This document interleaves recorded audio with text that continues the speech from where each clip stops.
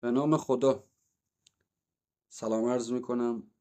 امروز با سریال محکوم که 15 قسمتش هم از پلتفرم فیلیمو در حال پخشه هستم در خدمتتون. چند نکته رو آماده کردم. قبل از هر چیزم بگم که خیلی دوست ندارم که حوصله مخاطب رو سر ببرم، صحبت‌های اضافی بکنم.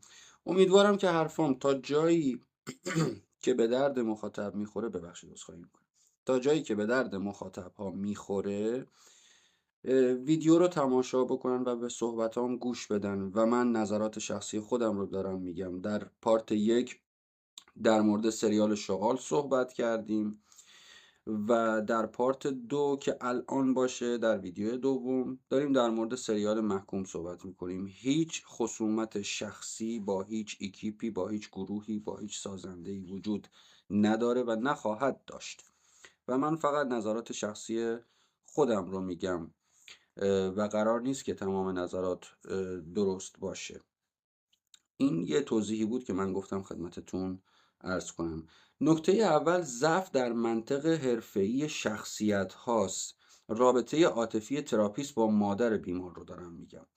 ایجاد رابطه عاطفی با مادر بیمار یعنی یه خط قرمز، یعنی این اصلا چیز منطقی و حرفه‌ای نیست که روان درمان یا تراپیست بخواد با یکی از اعضا یا نزدیکان بیمارش بخواد در ارتباط باشه، اونم یک رابطه عاطفی. پس یک خط قرمزه که اینجا رد شده.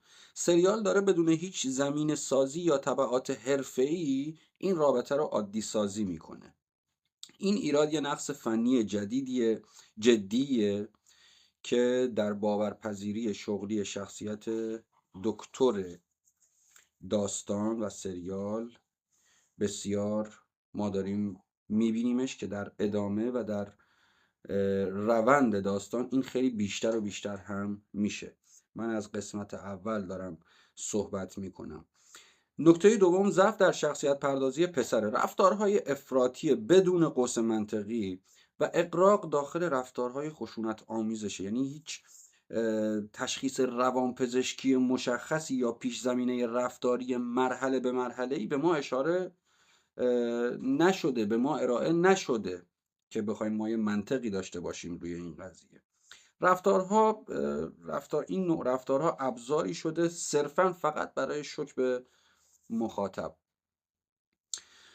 نکته سوم، ایراد در ریتم و شتاب زدگی شدیده، اونم داخل نقاط کلیدی. ازدواج مادر، ماه اصل رفتنشون، مادری که باید به درمان بچهش پرداخت میکرد، باید مراقب بچهش میبود، چرا تنهاش گذاشت؟ باید تلاش میکرد برای حل تعارضها، نه اینکه اینقدر این حجم از شتاب زدگی رو ما بخوایم ببینیم، اونم در قسمت اول. مورد بعدی، ضعف در منطق موقعیت قتله. منطقی داخل موقعیتش وجود نداشت. اون حجم از ضربات چاقو، اون به قول معروف گفتنی، اون سکون بودن خود مقتول یا خود دختر، چه آشفتگی، هیچ به هم ریختگی هیچی درش وجود نداشت. یعنی خیلی شیک و مرتب روی مبل 14-15 ضربه چاقو خورده بود و کشته شده بود. در چنین قتلی یه مقدار، حالا ما لازمه زمان رو داریم، انرژی رو داریم، سر و صدا رو داریم، ولی خیلی شیک و تر و تمیز و خیلی شسته رفته بود. اینم در خصوص موقعیت قتلی که برای شخصیت دختر افتاد. صحنه قتل بیشتر شبیه یه کارکرد داستانی بود برای متهم سازی تا یه رخداد واقع گرایانه.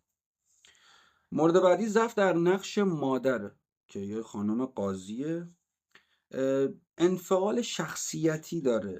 یعنی قاضی فرزندش تحت درمان، به راحتی ازدواج میکنه، ماه عسل میره تنهاش میذاره. این رفتارها هوش یا جایگاه شغلی که با تجربه زیستی مخاطب و انسانی بخواد همخوانی داشته باشه چیزی وجود نداره، همخوانی نداره، این اصلا منطقی نیست. فروپاشی منطق شخصیتی دکتر، نقض جدی در روند پرونده حقوقی و قضایی، استفاده افراطی و تکراری از تصادف‌های روایی، ضعف در منطق روانی پسر که پسری که حول محور پیش برنده داستان شده، یعنی داره داستان رو پیش میبره، و به نظر من مهمترین مورد اغراق و آشفتگی توی روابط عاطفیه، مثلث‌های چارضلعی عاطفی. این یه مقدار ذهن خودم رو درگیر کرده. موارد زیادی بود که من ترجیح میدم چون ابتدا هست و دارم کانال رو راه اندازی میکنم و ویدیو ضبط میکنم، ترجیح میدم خیلی کوتاه و مختصر باشه که حوصله سربر نباشه و مفید باشه. در نهایت تشکر میکنم از شما که تا اینجا تحمل کردید و جمع‌بندی نشانه ها از فرسودگی یک ایده اصلی داره خبر میده. 15 قسمت اومده و قسمت 16 خب قطعا چهارشنبه ها پخش میشه و تا قسمت 15 خبر از فرسودگی یک ایده اصلی ما داریم میشنویم و میبینیم. کم کم داستان به جای پیشرفت داره بحران ها رو تزریق میکنه. یعنی پیشرفتی وجود نداره، فقط داره شوک میده و همون بحران ها رو داره با قولی تزریق میکنه به نوعی.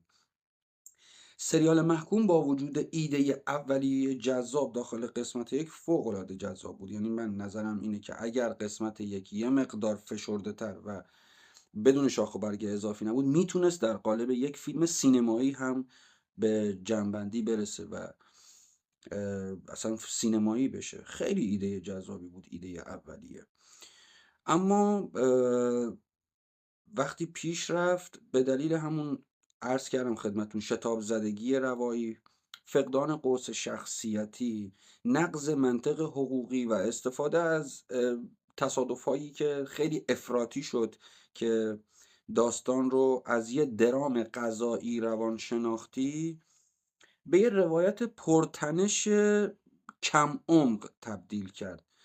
روایتی که بیشتر از اون که بخواد دنبال کشف و دریافت حقایق باشه، به نظر من یه شوک و تعلیق‌های مصنوعی داره ایجاد میکنه به اضافه روابط عاطفی بیکار کرد. مرسی که تا اینجا بودید. من در یک ویدیوی دیگه یه فکتی در مورد قاتل اصلی میخوام بدم با دلیل و منطق. امیدوارم که در اون ویدیو هم باشید و ببینید و در کنار هم دیگه لذت ببریم. مرسی، خدا نگهدار.